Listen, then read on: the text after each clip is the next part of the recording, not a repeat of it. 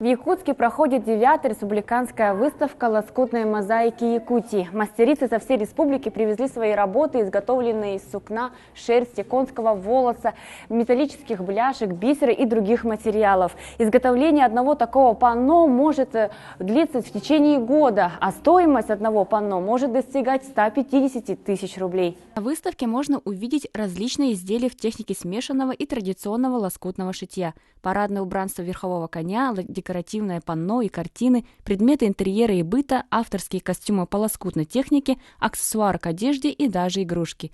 Все изделия исполнены из сукна, драпа с применением металлических бляшек, бисера, конского волоса, меха и других материалов. Народные мастерицы используют для шитья уникальный во всем мире стиль кантирования. Об этом я рассказала руководитель клуба «Лоскутная радуга», народный мастер республики и отличник народного образования России Ольга Гуляева. Материал полностью здесь сукно. Разноцветное сукно и драп. И мы применяем кантирование, как вы видите, да, здесь везде вы видите кантирование. Вот этот стиль шитья вручную с кантированием ни у каких других народов мира нет, только у нас. И этим мастерством владеют, конечно, не все. Этому надо учиться, и мы учим, и мы очень рады, что теперь вот сегодня я здесь каждый день бываю, а сегодня, когда я зашла, посмотрела экспозицию, просто удивилась, насколько выросло мастерство, талантливое, выросли очень много талантливых мастериц, новые имена у нас появились, и молодые, что очень радует нас, потому что мы со сцены будем уходить. Надо, чтобы обязательно у нас было продолжение тех, кто будет вот этот наш этнический стиль, нашу традицию наших предков сохранить, навеки. Потому что вот то, что мы здесь делаем, это материальная и духовная культура народа Саха. И это мы должны сохранить.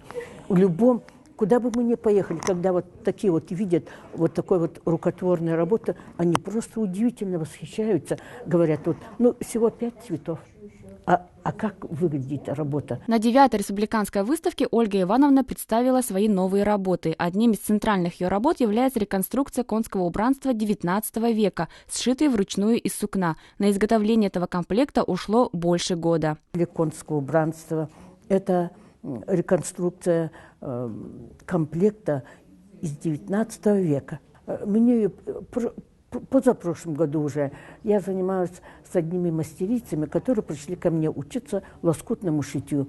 И одна из них сказала, что у нее есть бабушкина ее работа. И эта работа, и она, когда принесла, я увидела и подумала, что это действительно это мое. И вот в течение года, не отрываясь почти ни на какие другие мероприятия, шила полный комплект. Очень красивый. И подарила я этому внуку, которому сегодня исполнилось 10 месяцев. Среди работ мастерицы есть также триптих, изготовленный с участием членов клуба «Лоскутная радуга» Евдокии Петровой, Людмилы Жирковой, Айталины Евграфовой и Анастасии Бубякиной под названием «Ортодойду Итчелере» – «Духи Срединного мира». Когда в 2013 году они привезли ее в Венгрию, то услышали много теплых слов о своем мастерстве. И когда они увидели вот эти работы, они сказали: вы настоящие дети тайги, от вас веет таежной свежестью, настолько вы, это же духи, это неосязаемое, это невидимое, это же не материальное что-то,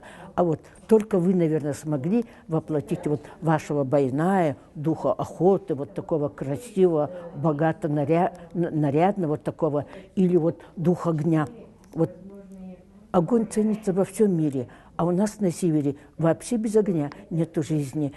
Поэтому настолько красиво, живописно вы представили. А это дух плодородия, дух детства, всего живого, что на свете есть. Ан Аллахчун Хотун. И это все сделано. И это дух воды. И это полностью все, каждый стежок, все это ручная работа.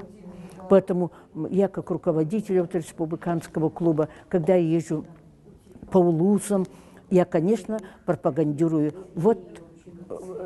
именно этностиль, наш этнический стиль. Это показывает наш дух, наше традиционное наше шитье. И некоторые говорят: а почему Ольга Ивановна взяли, да на машинке просторочили? Нет, это будет уже ширпотреб. Наши предки, все женщины, все детей, всех, всю семью обшивали все вручную.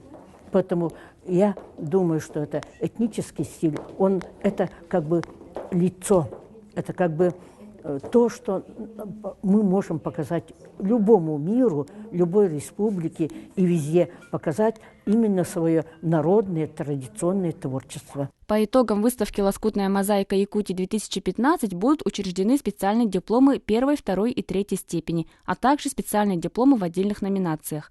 Панно, гобелены, костюмы, огромные картины на всю стену высотой в несколько метров – все это рукотворные работы, восхищающие взор. Невольно задаешься вопросом, как можно настолько усердно сидеть часами и делать такую мелкую работу, ведь на 1 сантиметре сукна мастерица делает 5 стежков, а в одном панно таких стежков может быть больше 500. Требует очень много времени, терпения и именно еще любви к своей работе.